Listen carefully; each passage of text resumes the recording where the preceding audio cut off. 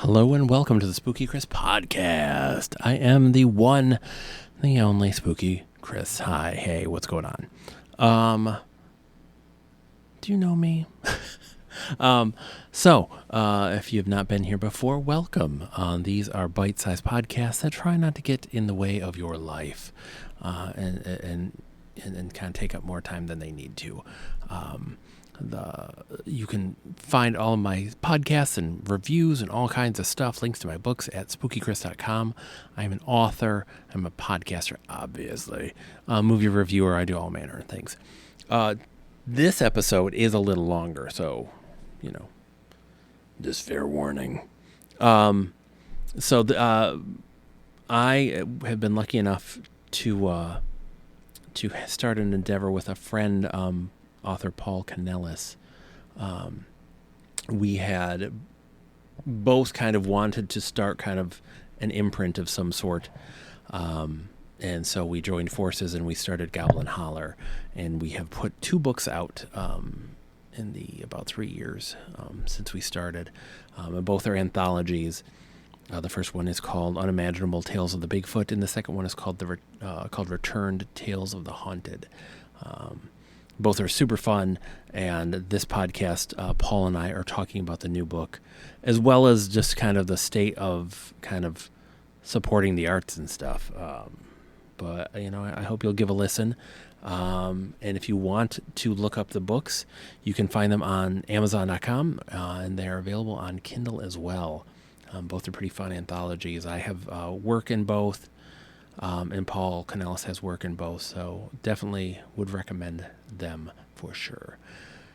For now, I will pass it off to the interview between the two of us and just kind of chatting about this new endeavor. Well, the new book in this endeavor. Thanks a lot. And again, if you want, you can find all my stuff at spookychris.com, and I will talk to you soon.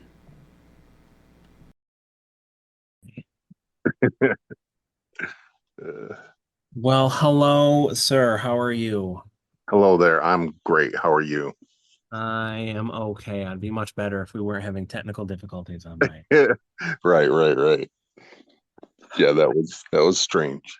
I feel like it's a first date and we are not doing well. I just met your parents and farted. Yeah. That's funny. So there you go. So, yeah. My parents are like, "What? Who did you bring to our house?" Who is this dude? You're like, well, mom, dad, Shut up. whatever. He understands me. So hi. So yeah.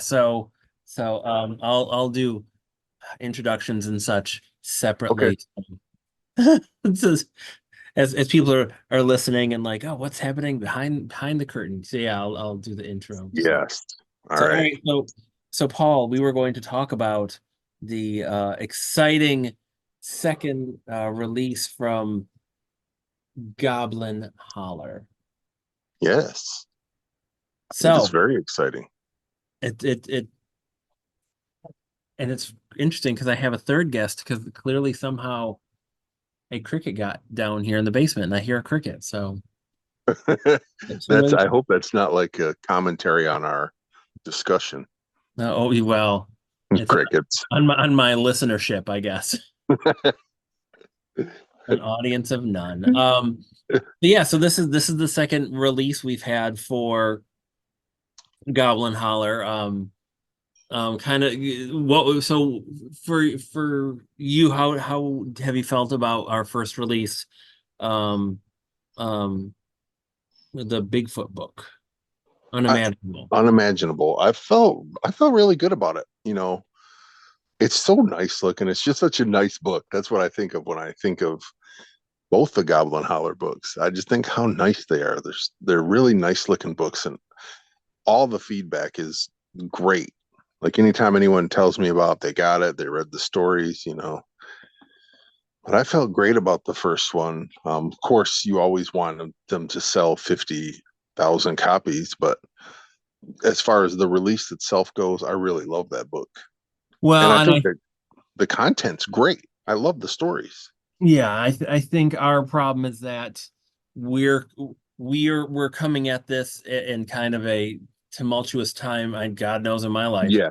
and just Yeah. in general, and without kind of knowing where to pour money for an advertisement. It's hard to Right. know, you know, it's hard to kind of do that, and even with that, we are there's no reason anyone would suddenly go, yeah. Because it's fun. It's what's funny to me is so for folks that don't know, Paul and I started a kind of an imprint called Goblin Holler. And it is so far we put out two anthologies, and the first one was Unimaginable Tales of the Bigfoot. Yep. We both had stories in it, and then we had stories from us other folks. And It's funny because I see people with like Bigfoot stuff on their car and are into Bigfoot and stuff, and I'm like, oh yeah, you'd love this. But then I realize like, no, they probably wouldn't, because people like the people that read like are not necessarily the same ones that are just like, they don't cross over necessarily. Like Right. they want to read stories about Bigfoot. Right. Which is weird to my brain because if someone's like, oh, we're doing a Bigfoot anthology, I'm like, send me the first copy. I want to read Bigfoot comics. I love reading Bigfoot fiction. I like to see everyone's different takes on it. But yeah, you're right. It's who knows what the call is for that, really. Well, and I mean, and you and I both know well enough, like the fans that are excited for Terrifier, and they're like counting down the days till Terrifier 3, are also not going to be the ones that were first in line to see oh my gosh, Hereditary, Yeah. Right, right, right. or Midsummer, or it's you're kind of like, but you like horror, and it's like, no, I like this horror. Like Right, I right. like It's very Bigfoot. specific. I Right. don't want to read about Bigfoot. Like I'll maybe watch a movie with Bigfoot in it. Right, right. If there's cool effects. Yeah, and I mean, I think that's just I think that's definitely, I think we both agree that's been the frustration with, I mean, and clearly both books. The new one um has just come out, but I think we're both still trying to figure out Definitely. a plan of attack to kind of get this in the hands of people. Yeah. So would you like to tell us about our second release?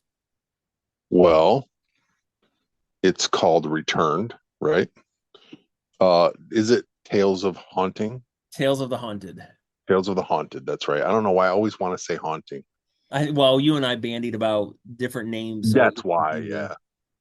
Um, yeah, I really like this book. I mean, I haven't got to hold the physical copy yet, but I've read it and I love it. Um, I think there's such a variety of stories in here because we have Curtis Prim from Pennsylvania, and he also writes for Halloween Machine. He's Oh like yeah, my Paul's magazine.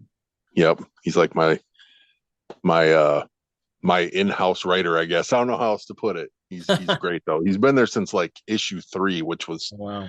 freaking 13 years ago now, Holy which cow. is crazy enough. And then we have Melody Bolt, who's a author of renown. Um, and I like their stories. And then you and I have contributed stories, and I really love your stories in this one. Oh well, And thank I've gotten positive feedback on it again from people who have bought it and read it. They've been, sending positive feedback. So, and I then we definitely have think, Troy Taylor with the introduction, which is yeah. really cool, and David DeGrand again with the cover. So if you put Yeah, these two on your shelf next to each other, they look really nice. yeah, we You know? definitely, if we, you and I've already talked, as long as he would be game, like we would want him to come back and do the covers on whatever releases we do, just because he taps into kind of what our thought process is, Yeah, because the whole idea was kind of the pulpy kind of books, but not necessarily for the stories, but like just kind of the look is the. And I wish we could get a 1-to-1 of the old school, and it just Amazon's company just doesn't do it, but like the old school paperbacks, what you could just kind of stick in your pocket. yeah, Like yeah. that was the ideal, and they just someone out there may make those still, like, but that was, to me, that's the ideal form factor, and that's like just a kind of a perfect size. Right, right. Because our covers are kind of homage, but they're not that paperback back pocket thing. They look kind of like, though my wife's bookshelf is full of these books that look just like our book. So no, that's cool too. Yeah. It's kind of uniform and kind of fun. I love the cover for this new book. Yeah. Man, like when he first sent it, it like brought a little tear to my eye. I loved it so much. This is beautiful. Yeah, and I like that. Um, we all went about this in different, in much different ways. I think a lot of people, when they think of ghost stories, they think of the traditional dark and scary house and, a storm, Right, and the kind, I mean, frankly, it's kind of the gothic idea of ghost stories, or maybe even the modern idea of banging things are banging around and there's someone that's haunted. But right. all of our stories are much different and unique in their own ways, and they're not like one another, and I really like that. Yeah, and that's the fun thing about that is it's not really by design. We just said contribute a haunted house story or a haunting story, not a haunted house story, but a story of haunting. And to have such different what is there's six stories, right? And they're all different. And that's really fun and unique. I think I was kind of jealous of Curtis's idea when I read it. I'm like, oh, that's good. No spoilers though. You have to buy it yourself and read it. Which, I mean, and it's available on Amazon.com. That's right. And it's on Kindle too. Yep. So, and Lord knows the both of them gave me headaches laying them out. So Yeah. hopefully they Yeah. translated well. Yes. You put some work into it. Well, I read mine via Kindle. Okay, So, and it read well. It looked nice. good. So, I can vouch for that. But I'm excited about it still. And I just like you said, I want to get the word out. There's ways that we can get the word out. We just need to figure it out. Yeah, oh no, for sure. Um it's definitely, it's especially right now, it's the time of the season for the ghost stuff for sure. But I think both books are kind of, it's weird that the Bigfoot one feels summary, but I mean both It books does really kind of. work for kind of any old season. But I think,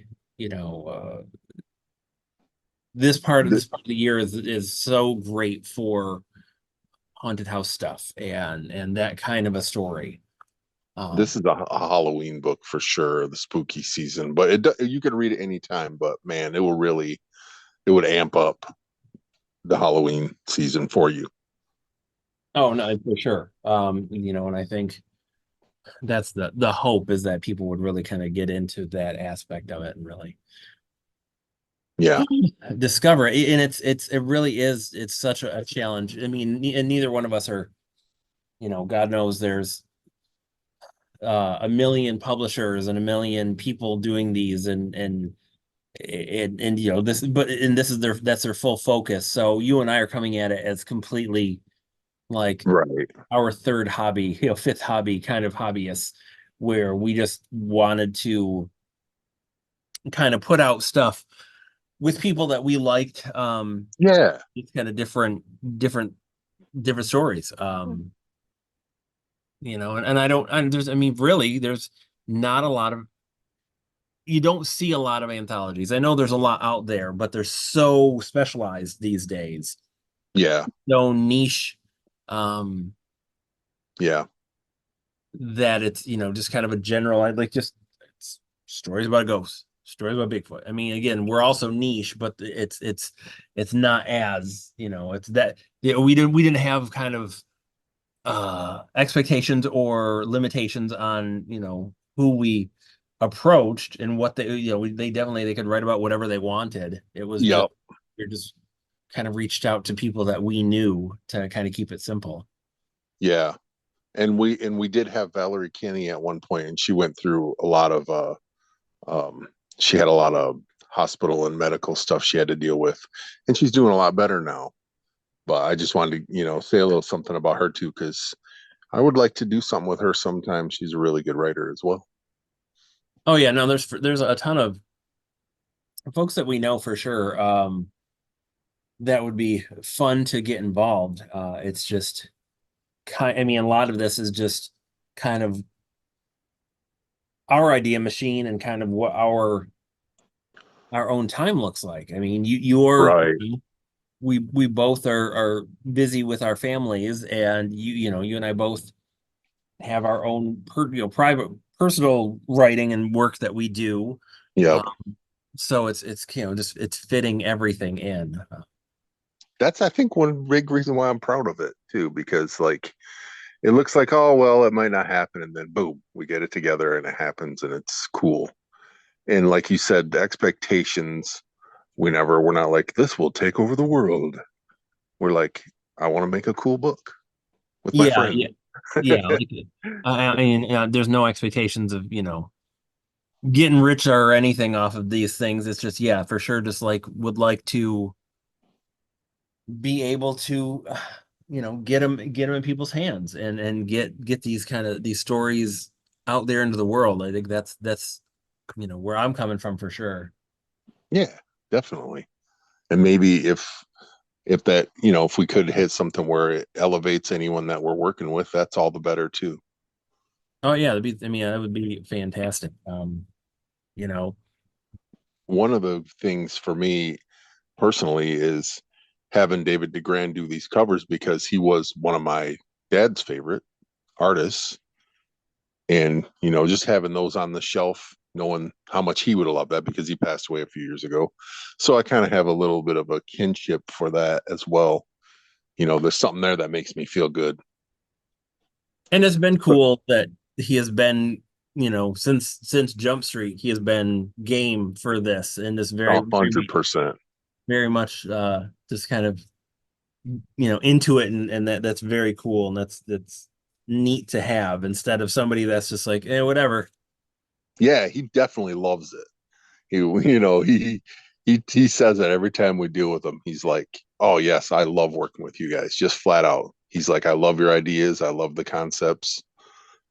He's game. And he told me last time, if you want to do it again, let me know.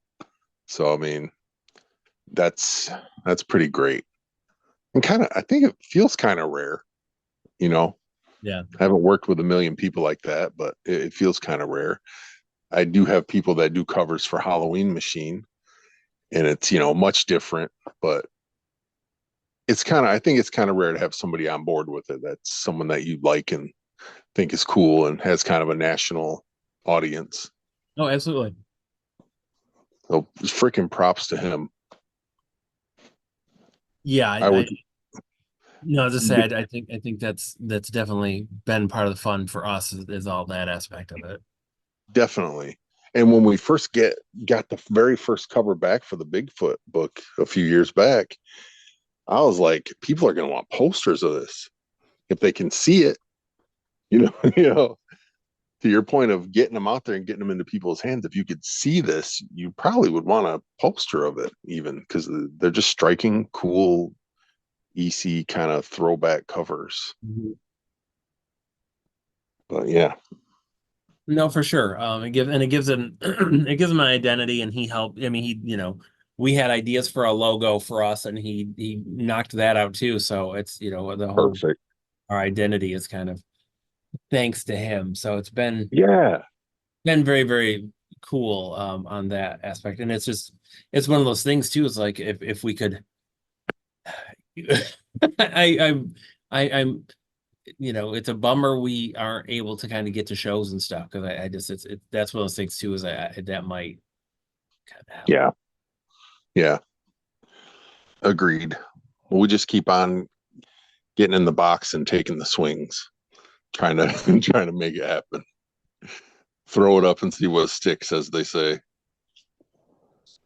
I mean, it's, like when we first started this whole thing too, like we had talked about the whole idea of other ventures under this umbrella. And we really haven't done anything else with that. So we'll have to see if anything kind of Yeah, catches our fancy. rears its beastly head. Yeah, because I think it's again because we don't have expectations. We have the luxury of kind of doing whatever we want with it, and kind of can be as serious or as kind of free with it as we want. Yeah. I mean, even not to keep on harping on the cover, but there is a playfulness to that that lets you know almost anything could be in this book. And there are comedy stories in the books too, so it's almost like you don't know what you're gonna get, but you kind of will know what you're gonna get. Which is like anything goes, which is one of my favorite aspects of creativity. Every band I've been in, that was something that I loved about the bands, and that's what I love about doing the Goblin Holler books, because we're very open to different ideas and different things that fit under the banner, the Mhm. umbrella. Yep, And that, absolutely. And we've talked about ideas for the next book, and we'll have to kind of start getting more serious about that as we inch towards 2025. mhm. It'd be nice too if we decide to keep trucking like we've been doing, to do a couple of releases. Like in my heart of hearts, it'd be fun to do an anthology every year and then like try to put someone else's book out. It's just a matter of logistics on that because I don't want somebody to feel like I because you had gone through this uh if memory serves, with a publisher where Yeah, you put a book out and they barely supported it and then it just kind of sat on a shelf and just was forgotten. And I don't want someone to feel that way, because we don't really have the means to put lots of money in this. right, That's just not right. where we're at. And they did what they could, I think, and it was more a sense of it just wasn't something that was connecting. And then the publishing company dissolved not long after that, so that was even more, I guess, unusual. Maybe not unusual, but I don't know. And um that's kind of I mean, that's why I've wanted to, and I think we both have been in lockstep, is to keep this very low key and very kind of DIY, instead of pouring a bunch of money into it and then it's like, well, if this doesn't hit, like we're basically in this, yes. it's all, that it is all or nothing. Because I mean, truly, Yeah. with all of the arts, I mean, but especially publishing, is Well, that's just too hard to try to do yeah, that. it's too hard, and I think our experiences outside of our own imprint have led us to that, because we know, once in a while you get a surprise and something will do well, but we know we have to market these things ourselves. And when we bring other authors in, I think that pushes the responsibility up a little bit, to be like, well, we have to do right by them. And I think we do. Um, Comparatively with experiences that I've had with publishers, I think we do right by the authors, but we keep it grounded. It's not anything where, all right, if this fails, we can never publish again, Yeah. so Because it, yeah, because there's so many businesses that like that have that, and that they, and I get it. I get, why you kind of just commit to it and say like, hey, we gotta be, sink or swim. yeah, Yeah. all in. But I also understand that, like, unless you truly have a whole chunk of money just to put in the middle of the table and go for it, Right. like, and I'm, neither one of us is willing to risk our family stability on this, Right. Right. and kind of the oh, the finicky nature of readership. Yeah. And books are back, which is really cool. physical books are like huge again, which is it speaks well for us. But also, I read one of your things that you wrote up on your website, your blog, and I thought the best point was in there. And almost any creative type will agree with this. You do these kind of things because you feel that you have to. This is it. I feel that I have to do this. So I'm not going to shoot myself in the foot on releasing it and marketing it. And like you said, without unless we had $50,000 just to put into this one project. But I mean, again, like we have seen how many how many conventions go in at guns a blazing, and we're in this huge show and this big deal, and it just Absolutely. doesn't work out. And it's one of those things too. It's like it's such a careful chemistry that you have little like your book almost has nothing to do with how successful it is because it Right. could be great or terrible, and you know a COVID could hit, another Right. similar book can hit, the taste can change, there could be a controversy with an author, Yep. um, like there's a million different small things that could affect it, that everything could line up and it just doesn't work out. I mean, gosh, you're seeing right now with national touring rock acts, or well, just music acts in general, who like get tours set up and are ready to go and then cancel them because of low ticket sales. Yeah. And And they're it's having to maybe even band up more than they had to in the past just to get through a small tour. and these are Yeah. these are not bands that were making like rich people to begin with. So it's you know Yeah. it it's crazy when you think like, no, you've been around for like 20 some years. How are you having trouble? Right. Everything Right. changed. Like, the listening audience has changed. Like we have literally made music a la carte. It's like, well, I like this song, I like that song, I don't like that song. And that's kind of how it's always been, but you also don't learn to like more stuff until you keep kind of giving, like, especially with music, like if you like a Yeah. band, you kind of like sometimes you have to absorb it. It's like, oh, okay. And there's Yeah. You have to definitely have time to get a second listen and third listen. yeah, and there's That, definitely that been movies like that I was like, oh, okay, I got it. absolutely. Yeah. And with books, you don't even get to see really the content. You're literally judging them by the cover a lot of times or Well, like a yeah, little blurb. So and it's even more difficult. and it's truly like the way, the Amazonification of everything. And I love Amazon, but like you're truly one book out of 100 million. And you Right. think of it as a library with the spines out that someone is wandering through. And you can't, and it's not even that easy, is that like they're wandering through a library with 100 million books and the lights are dimmed. Yeah. So it's like they don't Yes. even necessarily clearly see what you're trying to do or what your book is. They're scanning stuff like no no no no no no no. No, I like that.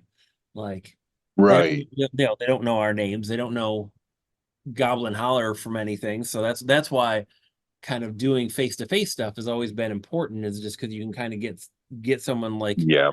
personally and go, oh, okay, I'm interested, or they can physically. It's a big thing to a tactile thing, and like to physically hold something like a book or a record or an piece of art in your hands, and you kind of like you can get a feel like, oh no, I kind of just feel this, like I get the vibe of this, or it's like, no, I'm not feeling it. Right. Right. And sometimes it helps to make it something that you would even care about even more if you got it in person. There's a few people that go around, they show up at shows where I'm at doing book shows, and they're looking for the next issue of Halloween Machine.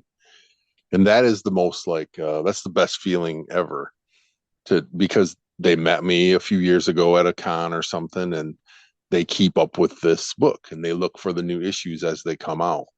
But it's definitely a face-to-face thing.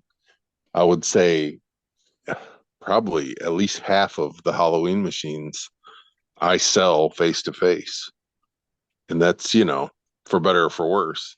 But I think those people then they stay with you a little more, you know, name recognition and all that stuff is means a little more to them.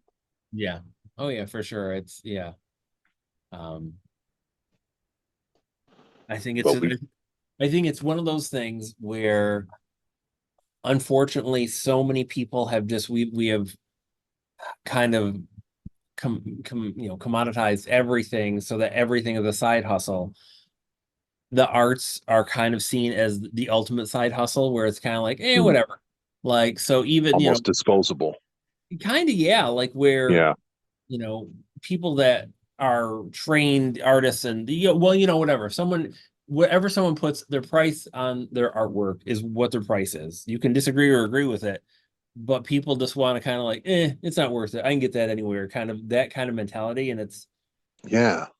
It's kind of hit everything like, oh, they sound like that band sounds like this and that or whatever, or they're not, this not as good as their last one, or that book kind of sounds like this, I can just read that. It's we don't try new things anymore, we're in a rut. um Yes. and it's funny because you see, you hear about book talk all the time and all that, and bookstagram, and it's someone with a mic and a large audience just try, either selling something that they're being paid to sell to their Hmm. listeners or viewers, or it's their thing and they are just so loud that people are like, oh gosh, that must be amazing. Right. And Right.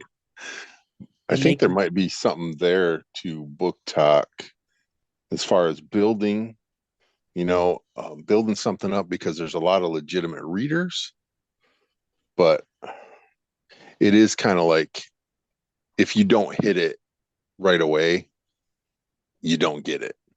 yeah. And it's definitely a lot of people are, paid or given the free book or whatever, which is fine. It's cool to get the word out and everything, but it's less I don't want to say sincere, but I can't really think of a better word for it. Less organic.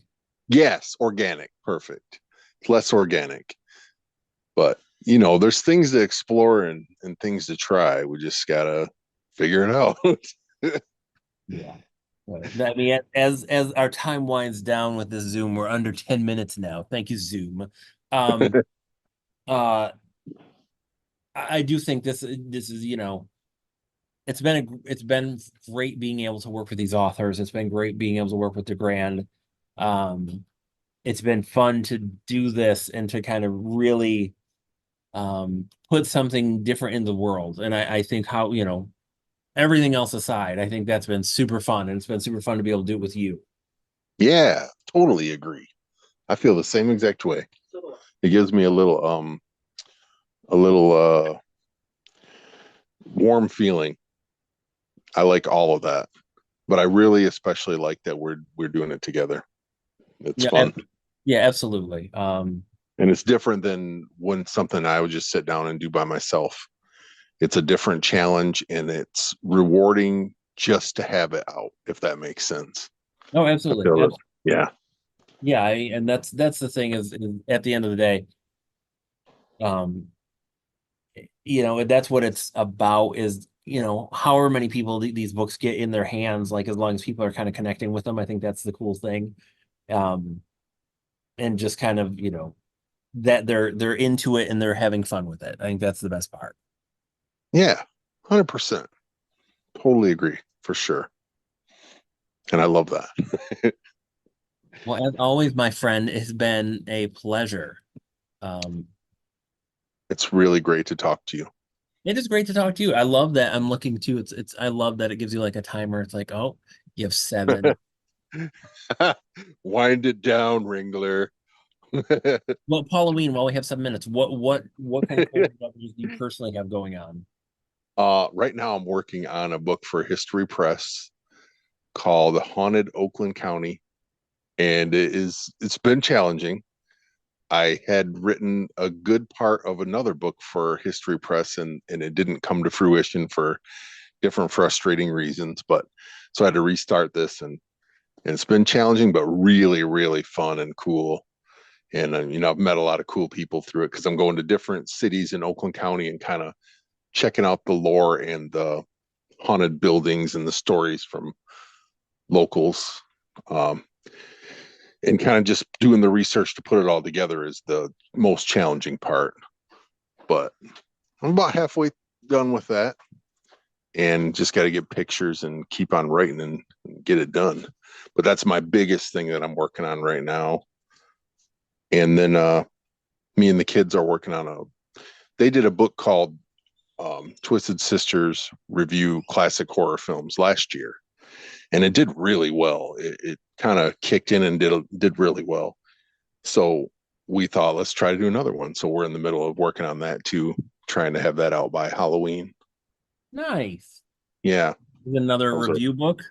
yeah, it's like I was gonna say Twisted Sisters Review Classic Horror Films 2 TOO, because Anakin is in it now, the brother. So Twisted Sisters and brother.